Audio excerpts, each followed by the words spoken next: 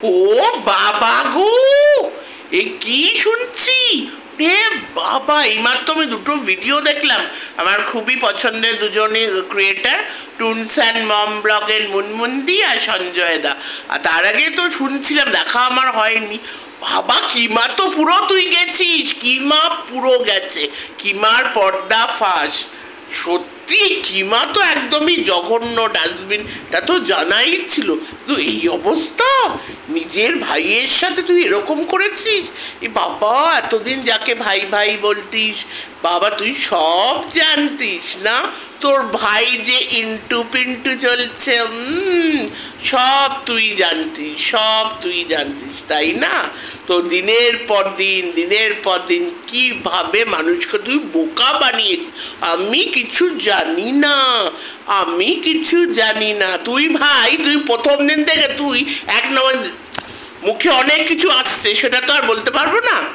বুঝে নাও, সমঝদার কো ইশারাই কাফি। হ্যাঁ, তুই কি জিনিস সবাই সেটা ভালো করে জানে। আর তুই প্রথম দিন থেকে সব জান, জবের থেকেই ওর এই ইন্টু পিন্টু শুরু হয়েছে। আর দিনের পর দিন একটা মাকে এইভাবে হেনস্থা করা হয়েছে, এইভাবে মেন্টাল হ্যারাসমেন্ট। এই কিছুদিন কেন, এই তো করেই তো যাচ্ছে। এই সারময়ী দলগুলো তো সব কটা করে যাচ্ছে। আর এই যে বাকি সারময়ী যে দলগুলো আছে, বাকি যে একটু কিমা দিদি না কম করো। হ্যাঁ, এই যে 49 দিদি, ও সরি, ও এখন আমার নতুন নাম হয়েছে। নতুন যে কত কিছু নাটকবাজি হয় ওয়াইটিতে, তাই না? এখন রিমস দিদি, তো রিমস দিদি একটু এত কিমাদি করো কেন? হ্যাঁ, এত কিমাদি কেন করো? এক সময় তো কম শোনায়নি তোমার কিমা দিদি, তোমার ছেলেদের নিয়েও শুনিয়েছে। আর তুমিও বলে দিয়েছো বাকিটা ইতিহাস। হ্যাঁ, একটু ইতিহাসের কথা একটু মনে করো, একটু কিমা দিদি কম করো। যাই হোক, তো কিমা দিদি তো পর্দা তো ফাঁস হয়েই গেছে। তারপরে মুনমুন্দির ভিডিওতে যা সব শুনলাম, আর আমি একটা শর্টস দেখেছিলাম, ওই যাকে তোমরা ঢেপি বলো, বলদি বলো, তো তার একটা দেখো ওয়াইটিতে, তো দেখো আমি ওনাকে এইগুলো বলতে চাই না, কারণ ওনার সাথে তো আমার কোনো শত্রুতা নেই। ও কন্টেন্ট টু কন্টেন্ট যতটুকু বলার আর কি। কিন্তু যেহেতু ওয়াইটিতে এই নাম বলেই আমি বলছি, কারণ অন্য নাম, আসল নামটা আমি নিতে পারবো কি পারবো না জানি না। ওয়াইটিতে মানে যা হচ্ছে আর কি, যাই হোক ওটাই বলা ভালো। তো যেটা তোমরা জানো যে এই নামটাই ঢেপি দিদি শর্টসটা আমি দেখেছি, এখানে কিভাবে কিমা যেগুলো বলছে পুরো তুলে ধরেছে। আর তারপরে বাবা কি মুখের ভাষা, ঢেপি দিদিকে নাকি লাত্তি মারবে, আর কি সব বলছে। কিমা দিদি কি বলছে, ওই আমাদের দিদি ভাই, ও দিদি ভাই বলতে তো একজনই আছে, নমস্কার ম্যাডাম, আমাদের যেই ম্যাডাম আর কি, ম্যাডাম নাকি সব শিখিয়ে দিত। ও তাই বুঝি, ম্যাডাম এখন সব দোষ তো ম্যাডামের ঘাড়েই দিতে হবে, তাই না রে কিমা? তো ম্যাডাম সব শিখিয়ে দিত, সব এই যে হোয়াটসঅ্যাপ, এই গ্রুপ, ফোন কলিং, সব ম্যাডাম শিখিয়ে দিত। তার মানে তুই কি বলতে চাইছিস? ম্যাডামকে ফাঁসাতে চাইছিস? ম্যাডাম সব জানতো। তুই আগে তোর কথাটা বল। তুই যে জানতিস তোর ভাইয়ের যে ইন্টু পিন্টু চলছে, তুই ওটাকে তুই একটা সংসার ভাঙানি, তুই একটা সংসার ভেঙেছিস। তুই কি বলিস? তুই সেদিন নাকি লাইভে বলেছি তোর বর নাকি তোকে তোর পায়ে জল দিয়ে দেয়, পা ধুয়ে দেয়। হায় রে হায়, আমি হাসবো না কাঁদবো না, আমি কি করবো না, আমার মনে হচ্ছে মাথাটাকে গিয়ে মানে দেয়ালে ঠুকি।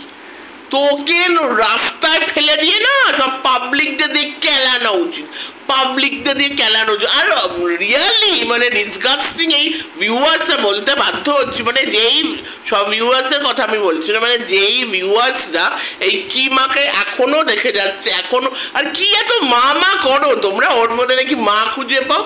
ও মা একটা জঘন্যতম মহিলা, যে কিনা ধ্বংস করতেছে নিজের ভিউজের জন্য, শুধুমাত্র ভিউজের জন্য একটা পরিবারকে শেষ করতে এসছে, পরিবারকে পুরো শেষ। এই ছেলে, এই যে বেচু, দেখো বেচুকে তো আমরা প্রথম দিন থেকেই দেখছি, এর আগেও যখন ওর ওয়াইফের সাথে ও ব্লগিং তখনও দেখছি, আর এখনও দেখছি বেচুকে যে আরও নোংরা করেছে, আরও খারাপ করেছে। কে করেছে? এই কিমা, নিজের স্বার্থের জন্য, নিজের ভিউজের জন্য। আর এখানে কিনা একটা বাচ্চা ইনভলভ আছে। নাম্বার ওয়ান, সব থেকে বড় ক্রাইম, একটা মাকে নিজের ষড়যন্ত্র করে বাচ্চার থেকে আলাদা করে এখনো কিন্তু বাচ্চা মা কিন্তু বাচ্চাকে পায়নি, আর কবে পাবে এখনো কিন্তু তেমন কোনো খবরও পাইনি, ঠিকও নেই কবে পাবে। তো এটা এটার থেকে বড় ক্রাইম আর কিছু হতে পারে না দিনের পর দিন যেটা কিমা করে গেছে। আরেকটা হলো এটাতে একটা ছোট বাচ্চা, একটা শিশু যে কত দূর এফেক্টেড হচ্ছে, প্রত্যেক দিন তার কোনো স্কুলিংয়ে ঠিক হচ্ছে না, আমরা সব শুনতে পাচ্ছি, ঠিক স্কুলে নাকি তার এডুকেশন হচ্ছে না। তা কি হচ্ছে এইসব? আর এই কিমাকে এখনো তোমরা দেখে যাচ্ছ, এখনো লাইভে মানুষ গিয়ে তালি বাজাচ্ছ, মানে ধিক্কার জানাচ্ছি রিয়ালি। এই বেঙ্গলি কন্ট্রোভার্সি মানে নোংরা, 1 নম্বরে নোংরা। এই কিমাকে তাড়াতাড়ি হাঁটানো উচিত। নট অনলি কিমা, যারা নিজের স্বার্থর জন্য নিজের ভালোবাসার মানুষকেও ছাড়ে না, তাদেরকেও বলে এই ভিডিওর মধ্যে দিয়েই বলে যাচ্ছি, এইসব বেশি দিন না চলার না, এইসব বেশি দিন চলার না। কারণ সত্যেরই জয় হয়, মিথ্যাচারিতার, ডিসঅনেস্টির কখনো জয় হয় না, হতে পারে না। চলো, ছোট্ট ভিডিওর মধ্যে এইটুকু রাখলাম, আবার আসবো নতুন কোনো ভিডিও নিয়ে, আবারও আসবো। চলো, টাটা।